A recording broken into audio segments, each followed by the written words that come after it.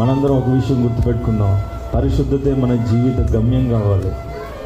అన్నిటికంటే మన ప్రవర్తనే ప్రాముఖ్యంగా మనం ఇప్పుడు కూడా ఏం చేయాలి, ఎంచుకోవాలి. మనం ఎంచుకోవడం మాత్రమే కాదు, మన పిల్లలకు కూడా అదే విషయం మనం చెప్పాలి.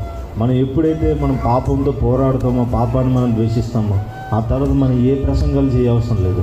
సమ్టైమ్స్ మెసెంజర్ హిమ్సెల్ఫే మెసేజ్. గుర్తుపెట్టుకోండి, నువ్వు ప్రసంగం చేయడం కాదు, నువ్వు సమాజానికి మెసేజ్గా ఉండకపోతే నువ్వేం మెసేజ్ చెప్పినా వేస్తే, నువ్వే మెసేజ్ చెప్పినా వేస్తే. మెసెంజర్ హిమ్సెల్ఫే message. But unfortunately we have so many messengers, but those people are not message to the society.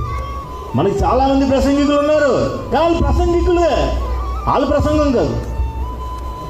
మనకి కావాల్సింది ప్రసంగాలు చేసేవాడు కాదు, రే నేనే ప్రసంగం అని చెప్పినాడు. హల్లెలూయా, హల్లెలూయా.